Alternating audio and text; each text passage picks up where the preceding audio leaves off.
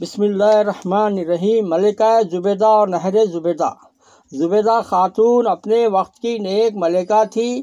عام عورتیں اپنے شوہروں سے دنیا کی چیزیں بنواتی ہیں۔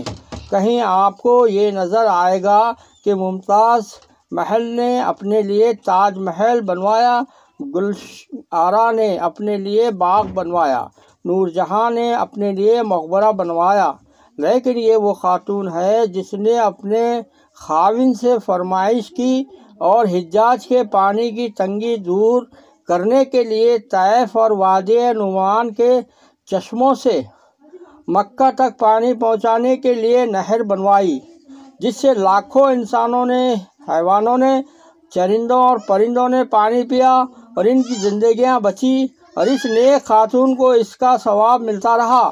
اس نہر کا نام نہر زبیدہ تھا۔ ہارون رشید کے دور خلافت میں سے پہلے ہی مکے میں پانی کی انتہائی قلت ہو چکی تھی۔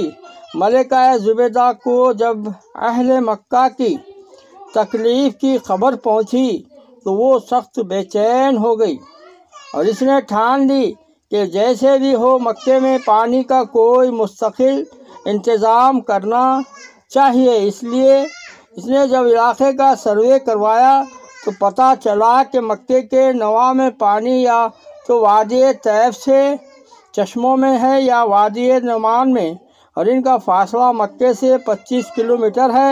پہاڑوں کے کاٹتے ہوئے نہر کھود کر لانا محال ہے۔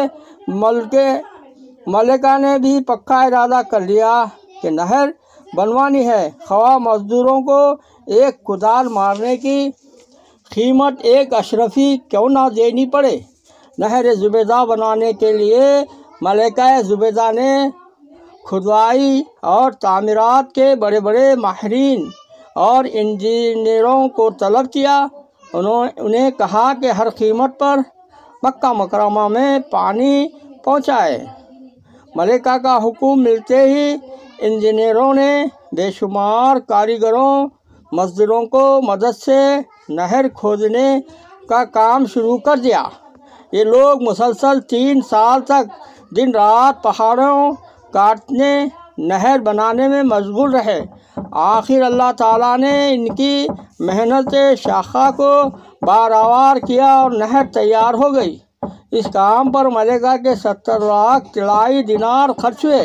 جب اخراجات کا حساب ملکہ کے سامنے پیش کیا تو وہ دریائے دجلہ کے کنارے اپنے محل میں بیٹھی تھی۔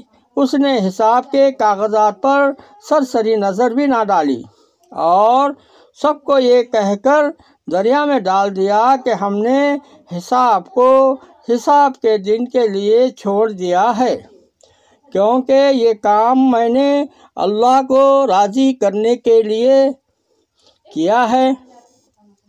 اگر میرے ذمے کسی کو کچھ دینا آتا ہو تو وہ مجھ سے لے لے، اور اگر میرا کسی کے ذمے کچھ باقی ہو تو میں نے اس کو معاف کیا۔ شروع میں نہر زبیدہ کا نام عین المشاش تھا، لیکن اللہ تعالیٰ نے زبیدہ کے نام کو قبولیت بخشی اور اس کا نام نہر زبیدہ ہی مشہور ہوا۔ یہ نہر مکہ معظمہ سے چند کلومیٹر دور جبل عرفات کے ساتھ ساتھ بہتی ہوئی ایک مقام جائے زبیدہ پر ختم ہو جاتی ہے۔ وہاں تک اس کی لمبائی 33 کلومیٹر ہے۔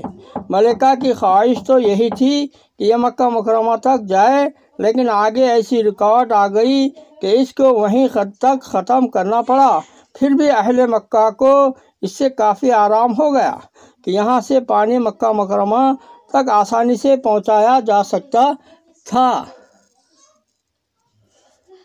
بیٹوں کی تعلیم و تربیت۔ اس خاتون کے کئی بیٹے تھے اور اس نے اپنے 2 بیٹوں کو امام ابو یوسف رحمۃ اللہ علیہ کے پاس تعلیم و تربیت کے لیے بھیجا اور حضرت سے عرض کیا کہ آپ ان کو علم اور ادب کی تعلیم دیجیے۔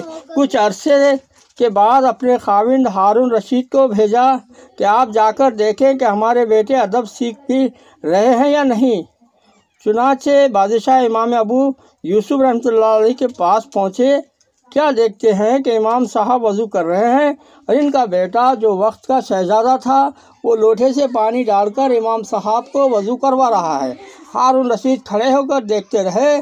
جب وضو کر کے فارغ ہوئے تو امام صاحب سے ان کی ملاقات ہوئی۔ وہ امام صاحب ابو یوسف رحمۃ اللہ علیہ سے عرض کرنے لگے، حضرت میری بیوی نے تو بچوں کو اس لیے بھیجا تھا آپ ان کو ادب سکھاتے ہیں۔ امام صاحب نے فرمایا، میں نے ان کو ادب ہی سکھایا ہے کہ میں وضو کر رہا تھا اور یہ شہزادہ ہو کر پانی ڈال رہا تھا۔